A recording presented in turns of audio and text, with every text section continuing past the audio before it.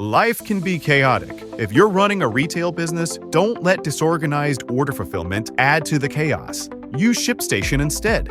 With ShipStation, you never have to worry about shipping and fulfillment again. Whether you're running a business out of your garage or you have multiple warehouses, ShipStation is ideal for every phase of your business's growth. Save time with one login for all your stores and by automating repetitive tasks. Plus, you'll save money with the best shipping rates from global carriers. ShipStation's industry-leading features help you deliver a better customer experience. They'll get accurate and faster shipments along with automated tracking updates with your branding. And with up to 88% off UPS and USPS rates and up to 90% off FedEx rates, ShipStation is the fastest and most affordable way to ship. Calm the chaos. Switch to ShipStation today. Start a free trial at shipstation.com/audio. That's shipstation.com/audio. Hi, everyone. Laszlo Montgomery here again. This is the China History Podcast. We're almost but not quite knee-deep into this series that will introduce the history of Singapore. I'd like to express my thanks and appreciation to all new Patreon and CHP Premium subscribers. 谢谢你们的支持. I appreciate your support and warmly welcome you to our CHP Patreon community. Details at the teacup.media website. We sort of meandered all over the place last time. I'm trying to give you an idea of the atmosphere of the times.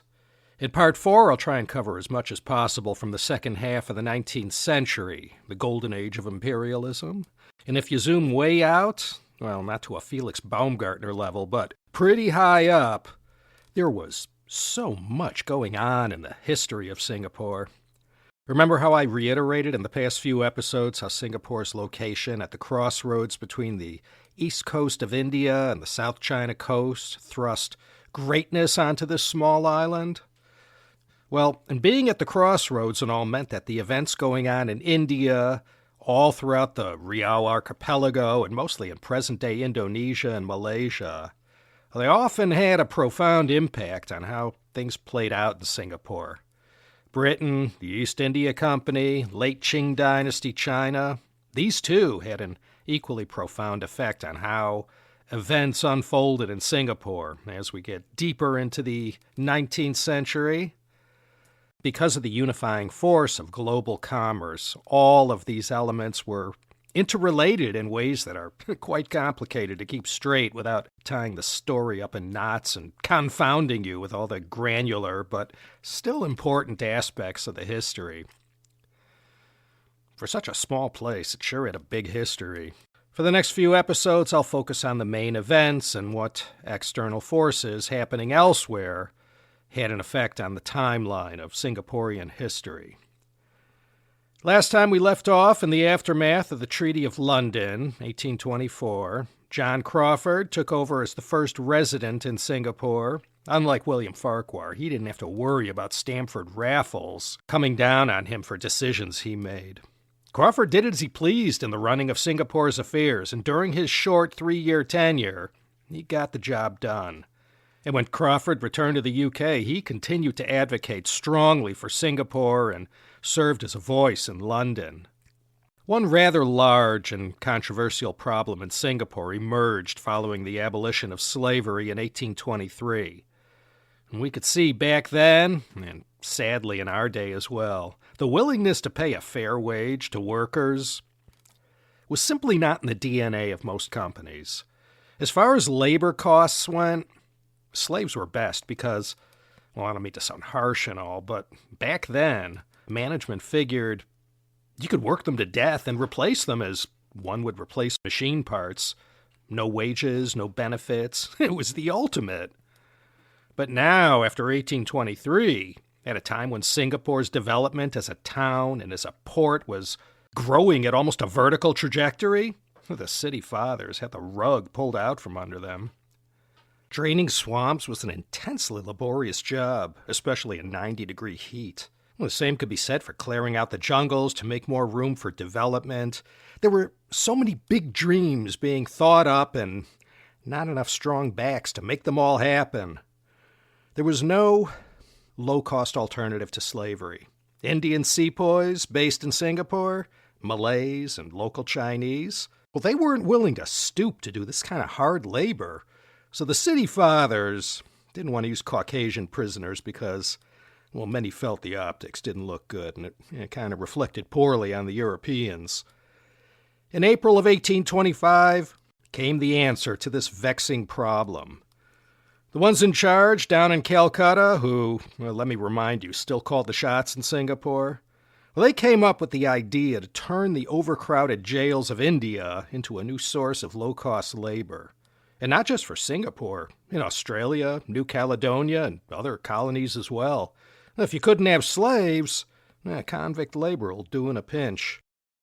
But constructing and managing prisons wasn't such a cost-effective solution to house the imported convicts. So the attitude was adopted in Singapore that as long as these convicts from India behaved themselves and didn't resort to engaging in violent activities, well, they could play a dual role of prisoner and corrections officer all in one.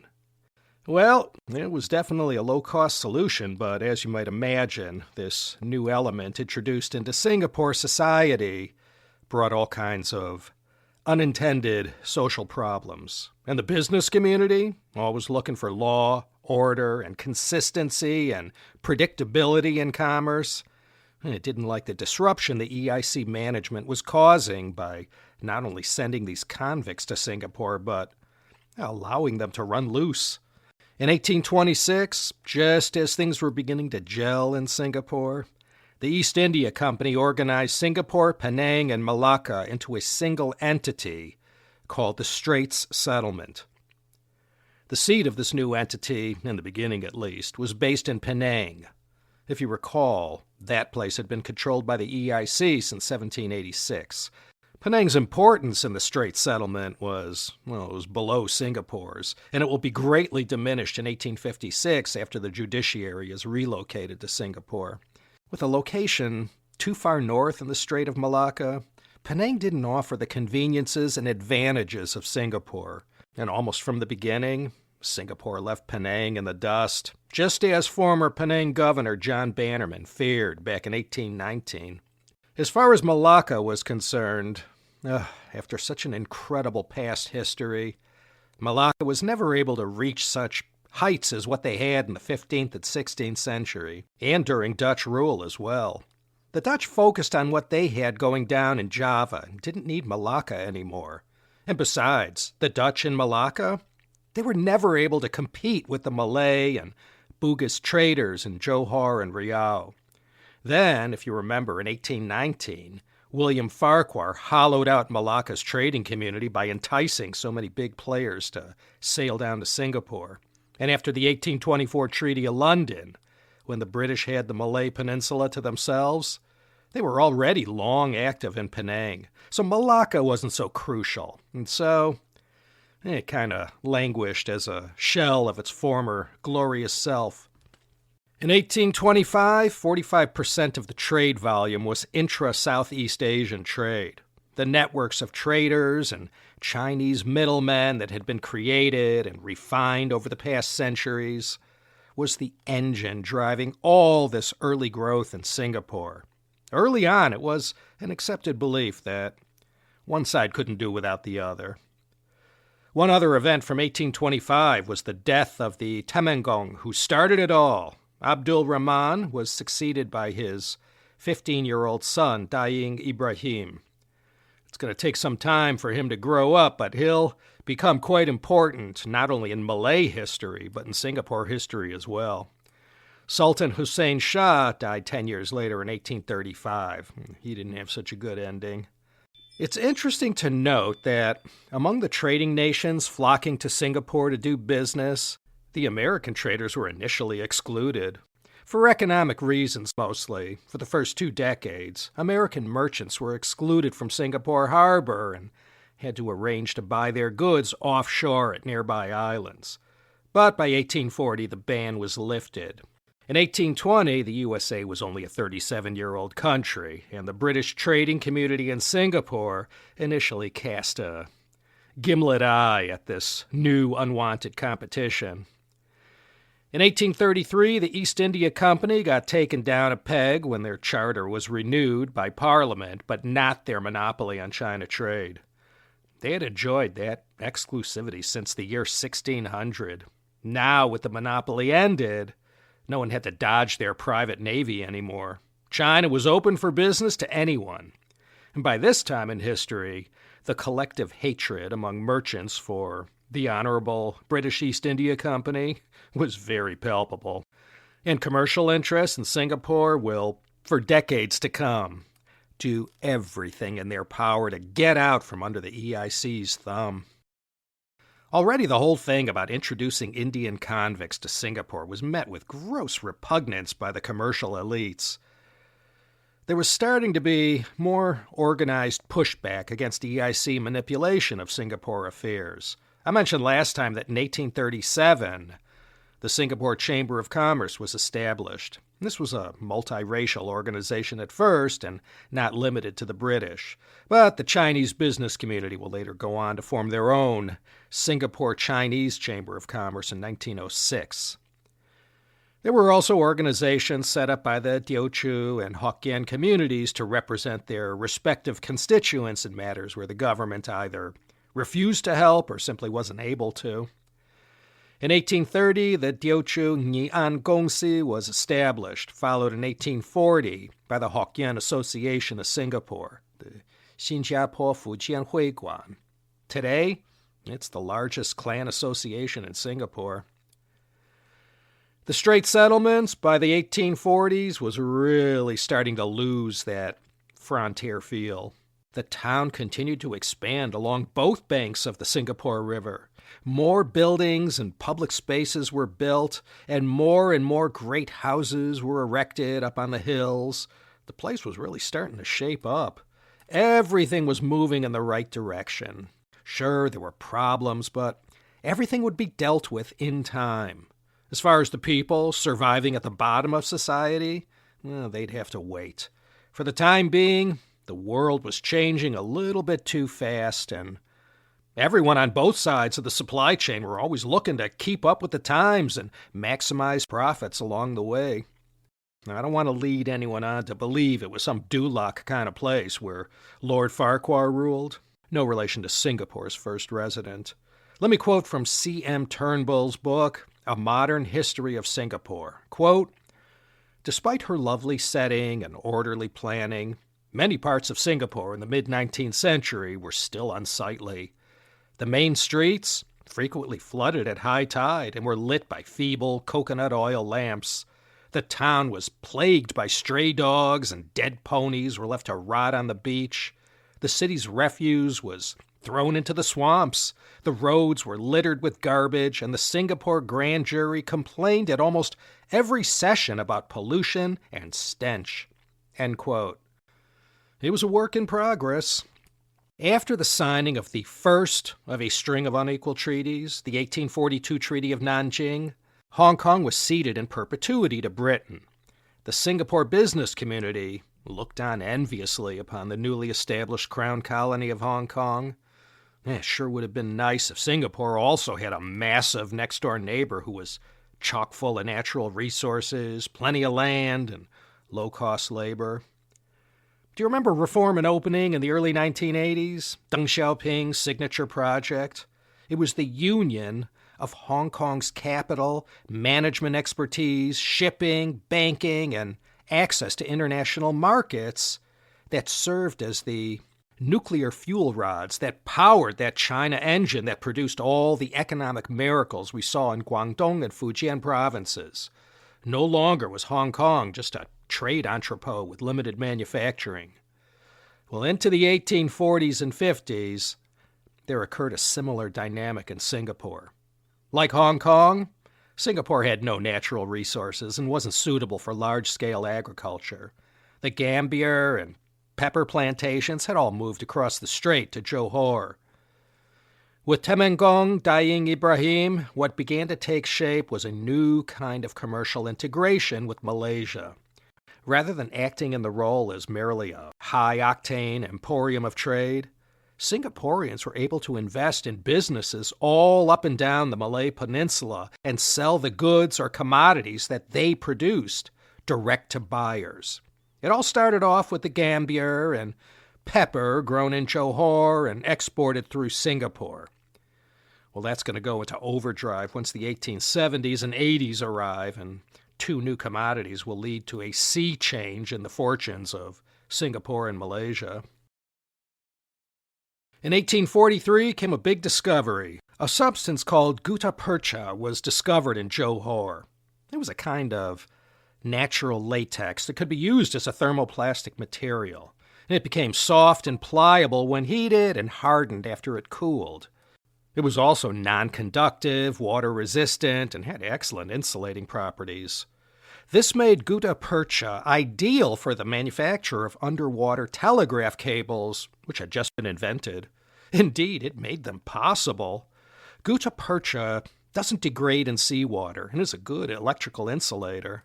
And these properties, along with its moldability and flexibility, made it ideal for this purpose. There was no other material to match it in the 19th century.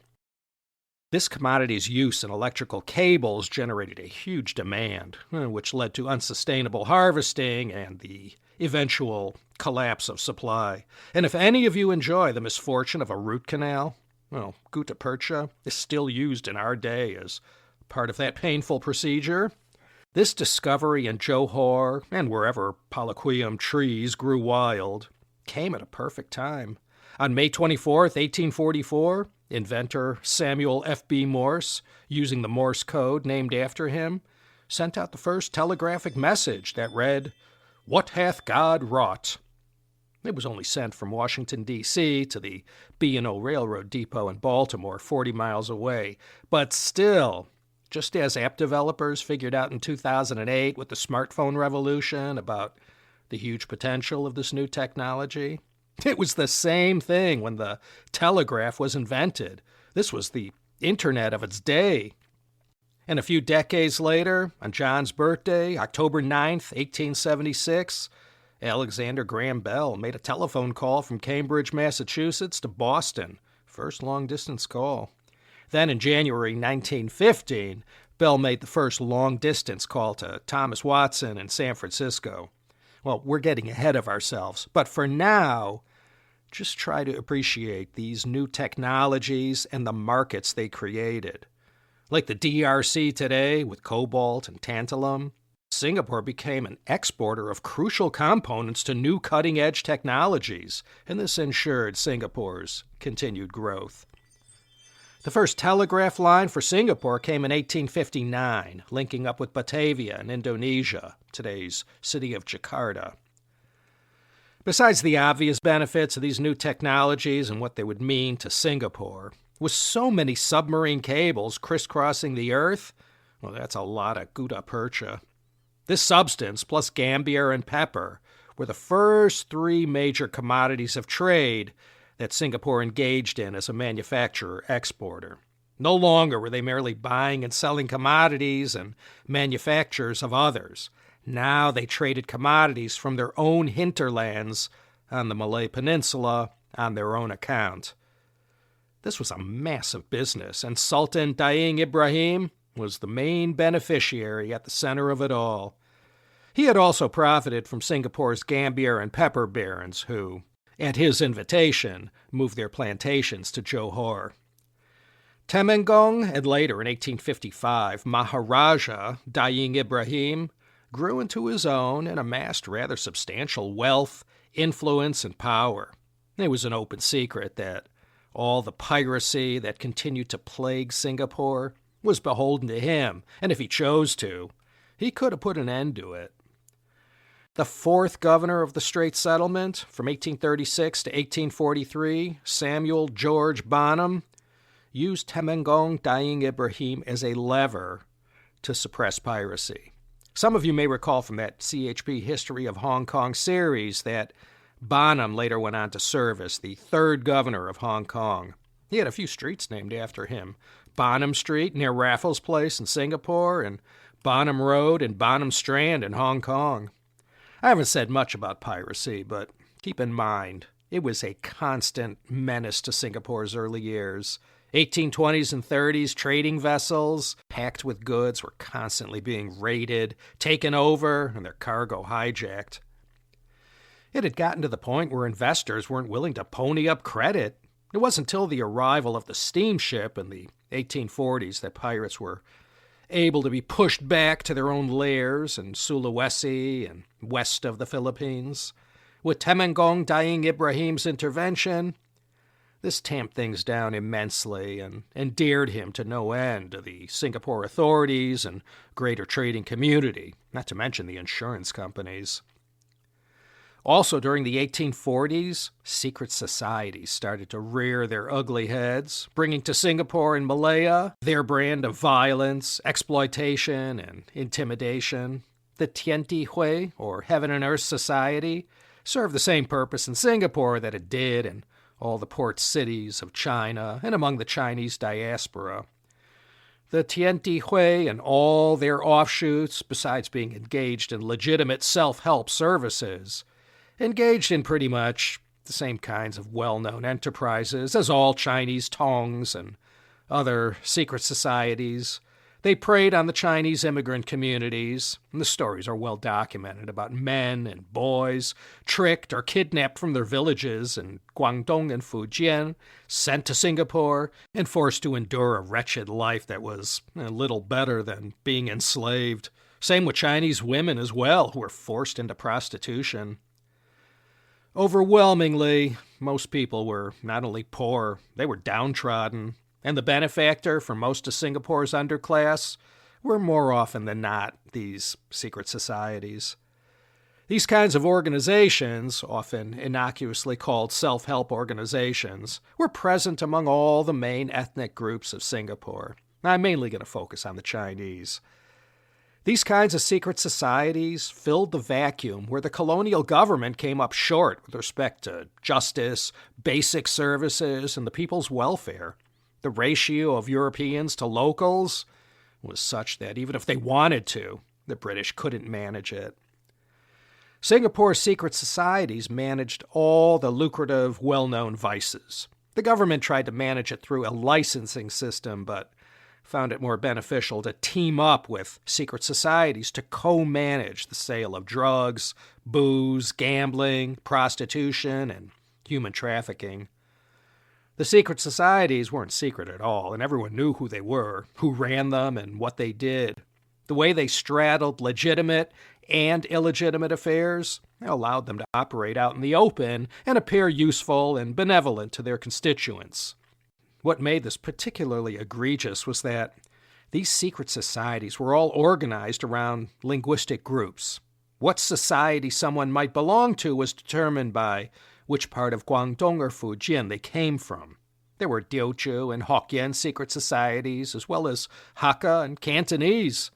In Singapore, at least, you couldn't lump all the Chinese into one single national identity. As far as they saw it, their countrymen were nothing more than the people who shared their same place of origin, language, or clan surname. In Singapore, you had what was called the pig trade, the buying and selling of human beings to work all the hardest jobs. As I just said, the cost of labor was as repugnant to business owners back then as it is today, and every effort was taken to mitigate the cost. Moving human beings around from China to Singapore, and then from worksite to plantation, was big business. And any attempts to try and interfere or control it, regulate it, or outlaw these practices was bitterly fought. This wasn't in every case, of course, but it was a normal thing for a dreamer from southern Fujian to go into Hock with a labor contractor to obtain passage to Singapore and then the promise of a job when he got there. And then the laborer would work off the cost as fast as he could, but sometimes it took years. In the meantime, so bitter became their daily struggle, the societies would make opium available to them to get them through the day. In this way, the wages they paid these workers would go to satisfy their opium addiction. And if the worker wasn't the drug addict type, there was money to be made off of them from supplying these men with gambling and prostitution. Gambling had been officially outlawed in 1829, but Like with drugs, if the demand was still there, a supply will appear that will satisfy the demand and profit from it. The rich got richer, and the coolies, well, they were the fodder that was used to grow these riches. And with no social safety net of any kind, the secret societies were the only benefactor these people had. I mentioned Dan Tok Sang Hospital last episode. Well, when this hospital opened in 1849, these people I'm talking about were the ones this hospital was meant to serve. The government wasn't doing anything to try and ameliorate this problem. The secret societies worked hand in glove with the gongsis, who ran the various categories of trade. If you'd like to learn more about the gongsis, or gongsis, as they're called in Mandarin, I invite you to listen to that 2-part series on the Hakka gongsis of Borneo. More about the secret societies in a moment. The government does eventually fight back against them. If you're running a retail business, don't let disorganized order fulfillment cause chaos. Use ShipStation instead. From running a business out of your garage to multiple warehouses, ShipStation is ideal for every phase of your growth. Save time with one login for all your stores and by automating tasks. Plus, you'll get the best shipping rates from global carriers. Calm the chaos with the shipping software that delivers. Start a free trial at shipstation.com/audio. That's shipstation.com/audio. Well, it didn't take long before the volume of trade being carried out in Singapore surpassed the capacity of the port to handle the traffic. Even as late as 1846, the port was still located at the mouth of the Singapore River. Well, this is going to take some time, but into the 1850s, construction would be carried out to build what was first called New Harbor, and later in 1900, Keppel Harbor. And I'll go into more details later regarding Singapore's port development. I know most of you probably not terribly interested in the shipping industry, but seeing how being one of the busiest ports in the world has always been one of Singapore's many calling cards, we'll keep coming back to this. Another red-letter day in Singapore history came in 1848 with the discovery of tin deposits in the Larut Valley in the state of Perak, just south of Penang. The timing of this major discovery, like with Gutta-Percha, couldn't have come at a better time. Using tin for canning was started around 1813, and like it was with tea, once the tin canning process was perfected, and after British royalty and society gave canned goods the thumbs up, the industry took off. By the mid-19th century, tin cans had created an entire culinary revolution. Perfecting the mass production of canned foods was no less important than Ando Momofuku's invention of instant ramen noodles. And who can ever forget Al Swearingen and Deadwood, 1876, and the canned peaches? Well, tin mines were in Perak. And just as it was with the Gambier and pepper plantations, the investing and operations of Malaya's tin mines was also dominated by Chinese entrepreneurs. They had the networks in place to bring in the latest in mining equipment and refining techniques. They also had easy access to Chinese miners. Just as in China, mining was a skill that seemed to come natural to Hakkas. Malay miners used inefficient and slow mining techniques and couldn't compete with the Chinese who had been doing this kind of work since the Shang Dynasty. The miners employed the Hakka Gongsi system of management. And these Gongsis, like-minded investors who all shared a common ancestry and culture, including language, all invested in an enterprise and ran it like a joint stock company. And these business enterprises were sometimes painted with the same mistrustful brush that other secret societies were painted with. Again, I invite you to listen to the episodes on the Hakka Gongsis of West Borneo. Today, Malaysia's share of the world tin market is less than 1%. But in the glory days of the late 19th century, these tin mines on the Malay Peninsula were supplying more than half the world's total demand. So it was a pretty big deal, and a lot of wealth gushed in real fast. Along with all the money came a lot of fighting over who controlled what, and it didn't take long at all for a lot of blood to begin flowing in the hills, wherever the mines were located. That was a whole world unto itself. Suffice to say, to keep things brief, The secret societies were up to their eyeballs in tin mining. Chinese mining interests also began digging in Johor. A kind of business model began to emerge which, well, to put it simply, would involve mining interests making nice to the Sultan, and then the same with the local Malay officials, and the usual promises of spectacular wealth in exchange for land grants would be made. And over time, because they were smarter, more cutthroat, and always keeping their eyes on the prize, the mining companies would slowly squeeze the sultans out and marginalize them. And then the Gongsis took things over. It was the tin industry that built the cities of Kuala Lumpur and Ipoh, and like the mining industry has been known to do sometimes, it turned parts of the environment into a toxic waste dump, the price of progress. Just like we had here in the U.S. during the gold and silver rush, lawless towns would spring up containing all the goods and services that any tin miner might require. There's quite a bit of history surrounding the establishment of Kuala Lumpur and Ipoh. I'm sure some of you remember from the History of Tea series about Liubao tea. I mentioned that this tea in particular, from Guangxi province, was popular among the tin miners and other Chinese workers as well. And today, Liubao cha remains a part of the culture among Chinese Malays. Anyway, you could see how powerful Malaysia's gravitational force was on this history of Singapore. The Indian Mutiny of 1857 hit Singapore hard. This would prove to be the final nail in the EIC's coffin that would, by an act of Parliament in August 1858, lead to the transfer of rule in India to the British Crown. And when this news got out, there were celebrations in more places than up and down the Malay Peninsula. By the end of their time, after strutting all over the world stage for 250 years, the British East India Company had grown to be quite hated and way past its sell-by date. In September of 1857, Singapore merchants, assisted by John Crawfurd in England, leaned hard on the British government to move the Straits Settlement from EIC control to colonial office control. They were aiming to become a crown colony and wished to remove themselves from under the thumb of the company head office in Calcutta. Well, the business crowd in Singapore had grown tired of the stingy and capricious East India Company management and their seemingly total lack of understanding or concern about local conditions on the ground.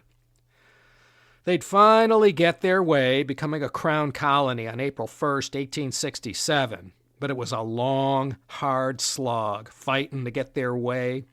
Singapore's first constitution was written, which lasted for 75 years until the Japanese relieved the British of duty in 1942. As part of the constitution, Singapore's residents got the benefit of their own legislative and executive councils who worked with the governor to, in theory, rule with the consent of the governed. By the 1860s, it was a new age in Singapore. The EIC was gone, and the Taiping Rebellion was causing millions of Guangdong and Fujian migrants to exit China in every direction. Some went to the USA, Canada, and Australia to try their luck at gold mining and selling their muscles to the highest bidder, and others went to all the great ports of Southeast Asia, including the Straits Settlements. There was a massive transfer of humanity from China that migrated not only to Singapore, but to other economically vibrant locations on the Malay Peninsula. And they also emigrated all over Indonesia, present-day Thailand, then called Siam, as well as to Vietnam, Cambodia, and the Philippines. This was the time when the growth in overseas Chinese saw its great leap forward. We saw how Chinese had been coming to Southeast Asia since before the Yuan dynasty in the 13th and 14th centuries. But now, mid-19th century, there was an unprecedented, massive influx of Chinese. Not all men, but mostly men. Like elsewhere, the men came first, and the women followed. What a time. Singapore's economic growth was in a very favorable and enviable trajectory. After the arrival of the first steamship to Singapore in 1845, the vessels kept getting bigger and faster. The Suez Canal opened in 1869, and that led to an explosion in global trade and had a direct impact on the Singapore economy.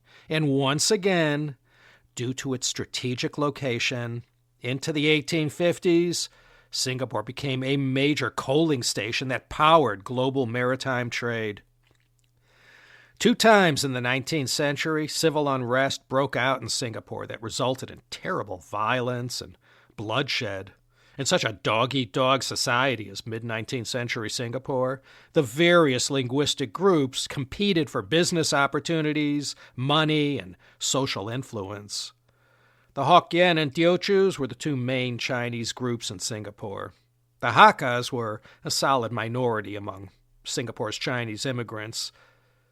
They often faced the same kind of discrimination and revulsion from their fellow Chinese that they had grown used to back in the old country.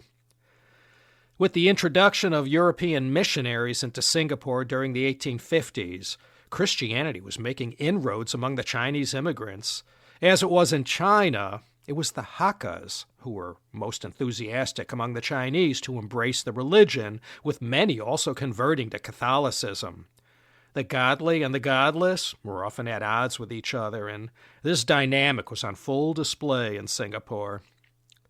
The Hakkas and their proselytizing conflicted with the labor supply, as those coolies who accepted Jesus into their life were, in theory, less likely to engage in all the illegal activities that the secret societies depended on for their rice.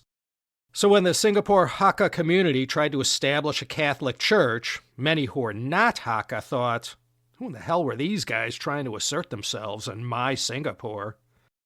One of the milestone violent flare-ups occurred between February 15th to 20th, 1851. This was between members of the Cantonese community and the Hakka Catholics. Others joined in, but it was mostly the Cantonese who went on the rampage. These 5 days of violence resulted in no small amount of destruction of property, injuries, and an estimated 500 deaths. There were a number of reasons that led to the rioting and killing, but you could be sure competition over mining and trading was one. We'll see in China between 1855 and 1867 with the Bunte Hakka clan wars in Guangdong that quite a bit of resentment was reserved for Hakka people. And when the Taiping Rebellion flared up in 1850 with their Hakka heavenly king, Hong Xiuquan, and the rivers of blood and destruction caused by the rebellion he led, well, Hakkas were held in even more contempt. Estimates vary between 500,000 to 1 million deaths caused by this 12-year Bunte Hakka clan war. This was a wake-up call for the government, and the British needed to start taking these intra-Chinese community resentments more seriously. And not to be left out, the Teochew and Hokkien residents had their own explosion of bloodshed and brutality a few years later when, between May 5th to 17th, 1854, these 2 communities in Singapore went to the mattresses. In the second half of 1853, a rather large influx of southern Fujianese made their way to Singapore, many of them members of the Xiaodao Hui, or Small Sword Society.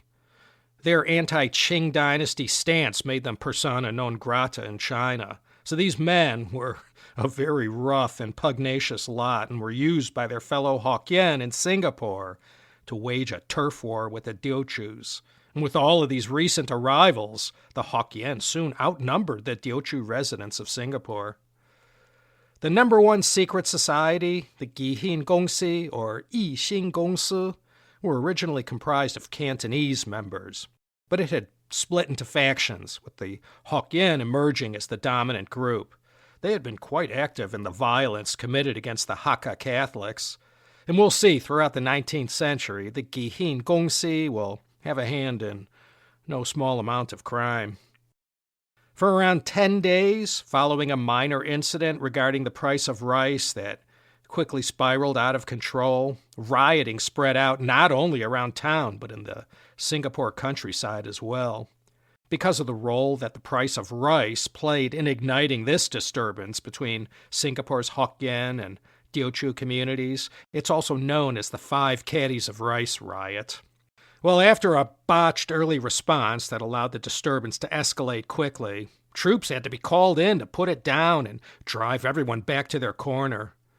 By the time the last meat cleaver was buried, 480 people had died and a reported 222 injured. There was also the usual destruction of property, and it was quite a mess to clean up. 2 community leaders had to be called in to put an end to the violence and rioting. One of them was Sheyo Jin, who I introduced last time. He represented the Teochew community. The other person who represented the Hokkien side was the son of Dan Tok Sang, also discussed last time. This son, Dan Kim Chung or Chun Jin Jong, he was able to work together with Sheyo Jin to bring an end to the riots. Although the riots ended, the tension remained.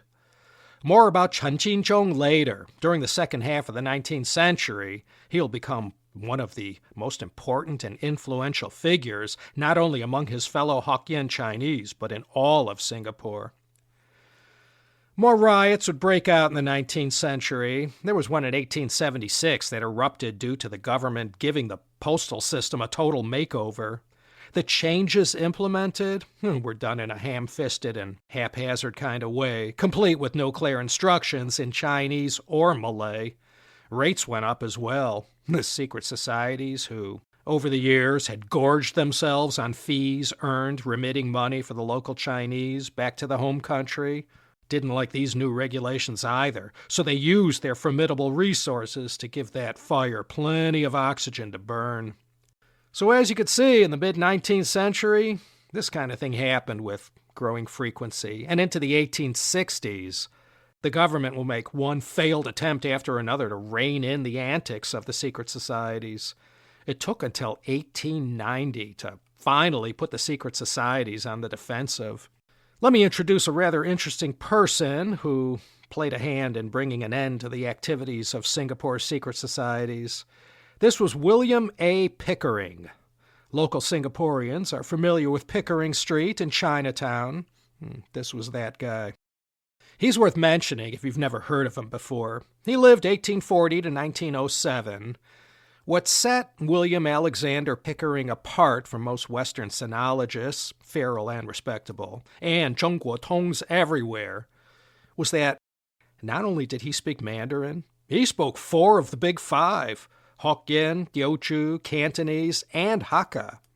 There were Western scholars who came before him who were fluent in Mandarin. Both Wade and Giles were his contemporaries. But in Singapore, he was the first British administrative officer to attain fluency in Chinese. Hard to believe it took this long. Well, maybe not. Pickering was a scholar's scholar. There wasn't much that he wasn't interested in, and he made the most of seizing every opportunity to increase his knowledge and understanding. In his 20s, he got to see Asia and worked as an interpreter and China specialist. He spent time in Fuzhou, so I imagine he spoke the Hokkien dialect as well. He ended up performing a long stretch in the customs service. Higher-ups in Singapore heard about Pickering and invited him to come serve as the official Chinese interpreter to the Straits Settlement government. He arrived in March 1872 and began to make a difference at once. I'll quickly run through some of the achievements of Pickering during his period of service in Singapore. He cleaned up the judicial court translations and made sure official interpretations were correct, and this included the word used for a European not being written as foreign devil, stuff like that. But where Pickering was really able to come to the aid of the Straits Settlement government was with regard to his role as a mediator between opposing secret societies. In his time, the main rivalry was between the Gihin and Hai San. The Gihin, founded in Penang, had spread out into Singapore, and they provided a great deal of support for their members, but were neck-deep in all the illegal vices of the day. They were an offshoot of the Hongmen overseas network of Chinese secret societies. The Hakka, Hai San, or Hai Shan, was another one of the big ones, and their influence and interest reached far into Malaysia. Like the Gihin, they began in Penang. 1861 to 1873, you had the Larut Wars going on in Malaysia, up in Perak. There were 4 of these wars, and the Gihin and Haisan went at each other almost non-stop for 12 years. In 1874, thanks in large part to William Pickering's efforts, the Pankor Treaty was signed, which brought peace to Perak and moved the Sultan over to the British side. In 1875, Pickering worked with the secret society leaders to deal with the root of the problem, which involved divvying up which mining territories belonged to which group. This was followed in 1876 by an official report on the state of secret societies in Singapore. And one of the conclusions of the report, in so many words, said, gee, wouldn't it be great if we welcomed all coolies and new arrivals as soon as they got off the boat and registered them and told them there was a government support network to help them out with certain things? Because no efforts were made to connect with the flood of new arrivals from China, these migrants went straight into the arms of the secret societies. This is how the new office of Protector of Chinese was established, and Pickering served as the first protector. One of the keys to getting ahead of their problem was for the Singapore government to register and keep tabs on its ever-growing Chinese populace. If they didn't step up and administer them, the secret societies would, and had been since the time of Farquhar. Because of his linguistic skills and ability to connect with his Chinese counterparts, Pickering was able to work something out whereby the government, didn't eradicate the secret societies, but they worked through them to get the desired result, which was law and order in society. This phase of working with the secret societies ended up being a period of transition whereby ultimately the government assumed complete control over all aspects of public society, strengthening law enforcement, and marginalizing the secret societies. One more feather in Pickering's cap, in 1888, he worked with other Singapore elites among the local Chinese and missionary communities to establish the Office for the Preservation of Virtue.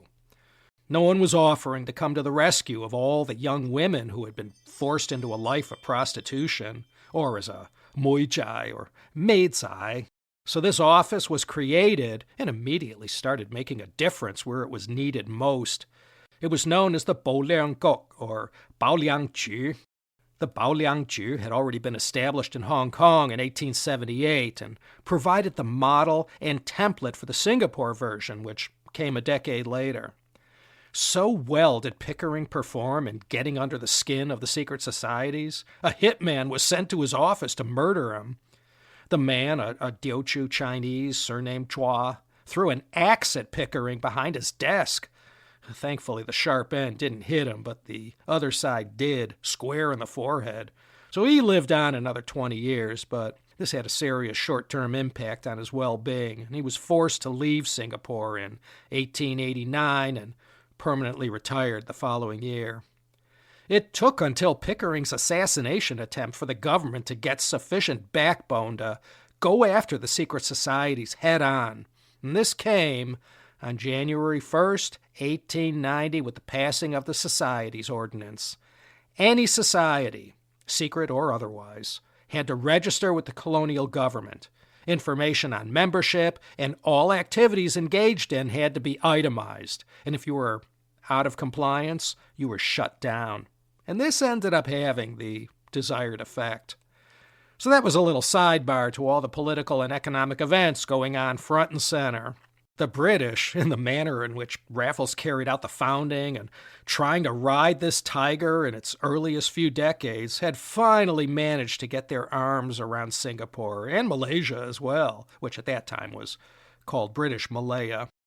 So let's rewind to 1862 and see what happened after the Temenggong Daing Ibrahim passed away. One of his main achievements was in consolidating his family's power over the Johor Sultanate. He moved the political center of the Sultanate from Singapore to Tanjung Puteri, which in 1855 had been renamed Johor Bahru. You recall Temenggong Daing Ibrahim had been the one who invited all the Chinese gambier and pepper growers to move their operations to his side of the Johor Strait.